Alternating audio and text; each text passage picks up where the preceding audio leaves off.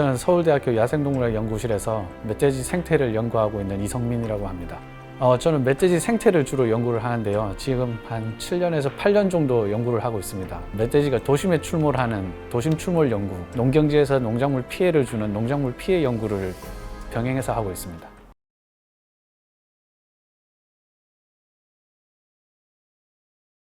우제목 멧돼지과에 속하는 동물로 우리나라에는 이제 우리가 흔히 보는 야생 멧돼지 한 종만 서식하고 있습니다. 성체의 같은 경우는 200kg가 넘게 나가는데요. 그래서 우리나라에서 이제 지금 현재로는 가장 큰 야생 동물의 한 종입니다. 우리가 흔히 이제 잡식성이라고 하는데요. 주로 식물을 먹는데 지렁이도 먹고, 유충도 먹고, 굼벵이도 먹고, 겨울철에는 사체까지 먹는 모든 걸 다 먹는 동물이라고 할 수 있습니다. 새끼 같은 경우는 이제 어미하고 같이 다니니까 그렇게 이동을 많이 못하고, 특히나 이제 가을철에 먹이가 풍부한 시절에는 하루에 주로 1km 정도 이동을 합니다. 그런데 짝짓기철이라든지 서식지가 불황한 곳, 도심지처럼 사람들이 많이 사는 곳, 이런 경우에 따라서는 하루에 4km에서 5km 정도 이동하기도 합니다.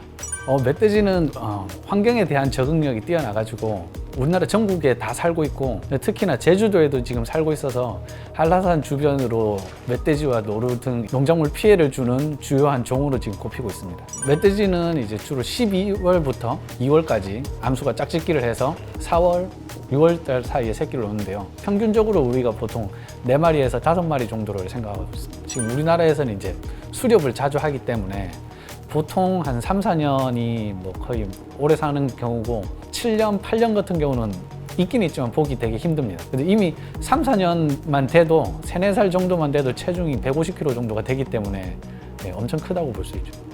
우리가 행동권이라고 해서 일정 영역을 돌아다니는 그 공간이 있습니다. 이 공간이 보통 이제 5제곱킬로미터에서 한 10제곱킬로미터 되는데, 그 지역을 매일 돌아다니는 건 아니고 일정 지역에 살고 여기서 이제 먹이를 다 먹게 되면 또 다른 지역으로 이동하고, 이런 식으로 계속 이제 이동하는 동물인데, 야산에도 1년 내내 사는 건 아니지만 어느 순간에 와서 서식을 합니다. 그래서 어느 정도 서식했다가 또 빠지면은 안 사는 구간이 있고, 그렇게 봤을 때 우리나라의 거의 모든 산에는 멧돼지가 살 수가 있습니다.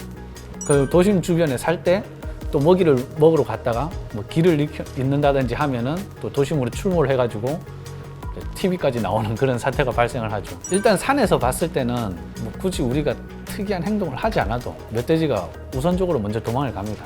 멧돼지가 가끔 농가에 침입했다든지 아니면 도심에 출몰했다든지 이런 경우 같은 경우는 멧돼지가 아주 흥분해 있는 상태이기 때문에 가장 먼저 몸을 숨기는 게 좋습니다. 멧돼지가 달아날 수 있도록. 멧돼지와 맞닥뜨리지 말고, 멧돼지는 이제 어디로 도망갈지를 생각을 하기 때문에 그냥 도망갈 곳을 터주면 됩니다.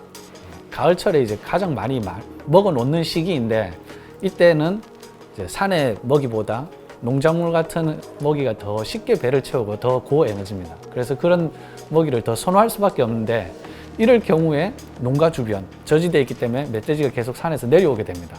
그래서 이럴 때 멧돼지하고 충돌이나 아니면 멧돼지를 만날 기회가 더 많기 때문에 특히나 가을철에 조심을 하셔야 됩니다. 멧돼지를 효과적으로 줄이려면 어쩔 수 없이 우리가 엽사라고 하는 멧돼지 사냥꾼을 통해서 개체수를 조절하는 수밖에 없습니다. 농가 주변에 나타나거나 도심 주변에 나타났다는 말은 멧돼지가 거기 살고 있다는 걸 뜻하기 때문에, 지금같이 아프리카 돼지열병이 계속 확산되는 경우는 멧돼지를 발견하거나 아니면 주변에 멧돼지 흔적이 있으면은 빨리 이제 엽사한테 연락을 해서 우선적인 포획하는 게 더 효과적이라고 판단이 됩니다. 멧돼지가 직접 살아있는 동물을 공격해서 잡아먹는 경우는 없었습니다.